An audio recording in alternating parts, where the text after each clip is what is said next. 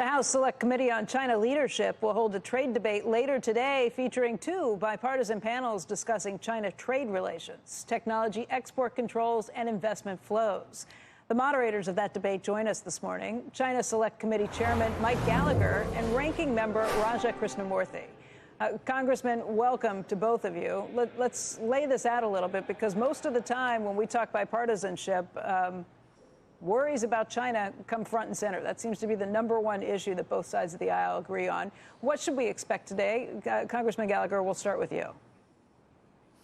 Well, I think the most complicated aspect of our competition with China is our economic and technological competition. Our economic relationship with China is incredibly fraught, and this question of how we selectively decouple or de-risk, or what's the difference between de-risking and decoupling, is a profound question, and we want to grapple with that head on. That's the reason we're having this debate. It's my observation that a lot of times in Congress we don't have real debates. We have people reading talking points to a camera or reading those talking points to an empty House chamber where nobody's listening. So we want a genuine exchange of ideas, and I think what's cool about the way we structured it is each team has a Democrat and a Republican on it. So we're really looking forward to the genuine exchange of ideas here. And Congressman Krishnamoorthi, the exchange of ideas have to do with what issues? With trade, with spying, how you work these details out? Yeah, exactly. I think that kind of piggybacking off of what Mike said, a lot of our constituents are asking the questions: how did we get to this point where we have such a huge trade imbalance with China? Basically, they export $400 billion more than they import from us. And so that's a huge issue. And how do we then fix this problem?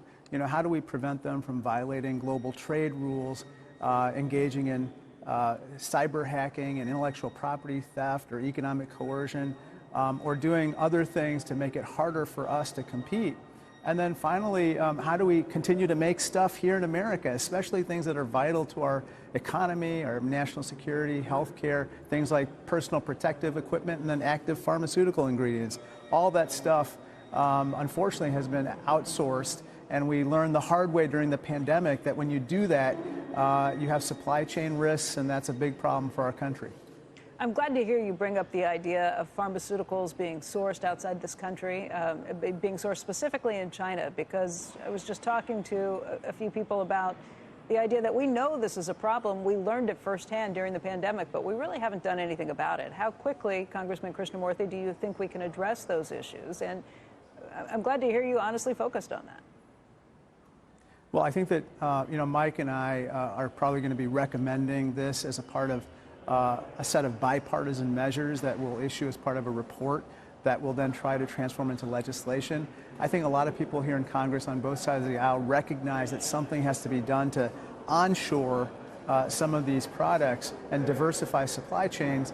But as we were talking about earlier this morning, there needs to be some incentives probably to bring back some of this manufacturing here to America. That being said, a lot of diversification is already happening in the private sector, even without government involvement. And where that's happening, that's great. But for other types of issues, whether it's the refining of critical minerals or having EV batteries built here, we're probably going to need to continue with incentives. The idea of even having these debates and holding these things is probably pretty provocative to China. I'm sure they're not pleased about the idea of talking about separation. They've made it very clear that they don't like a lot of the language even around that really gets at the heart of feeling like they're being attacked. We are not at the point where we can stand on our own 2 feet. We are very much linked to this economy. So, Congressman Gallagher, how do you do this in a way that recognizes that it's going to be years that our economies are still so closely linked, and recognizes that these are the 2 largest economies on the planet, and what happens between us has pretty huge impacts around the world?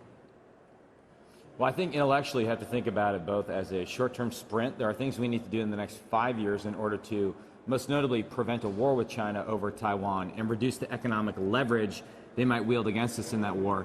And also in terms of a long-term marathon. There are things that are going to take decades and decades of work. Onshoring in certain industries is part of that. But I actually think there are a lot of things we can do in a bipartisan fashion in the 118th Congress. So, for example, one thing I think we can recommend is how we put sensible guardrails on outbound capital flows to China so that we aren't inadvertently funding our own destructions. One of the questions we're going to tease out in this debate is whether such guardrails should be company-specific or sector-specific or country-specific. And as we know, the executive branch right now, the Biden administration, is debating an executive order on outbound capital flows. So I think it's a mix of short-term things we need to do with alacrity, as well as a long-term perspective about how we improve our overall economic health, and a recognition that you can't selectively decouple without simultaneously drawing closer with certain other countries within the free world. If this is a debate, I take it you have people who have both opinions, both that Congress is, or that China is a huge concern we need to do something about, and maybe other people who look at it on the other side and say, well, there are things we still need from each other. Is that a fair assumption, that there will be people from both sides? Congressman Krishnamoorthi? Yes, I think that's right. And I think that, we have to do this in a way where we don't do harm to our economy. But as you might have recognized earlier, the Chinese economy is in big trouble right now.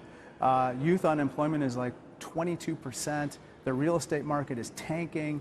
Growth is slowed to a crawl.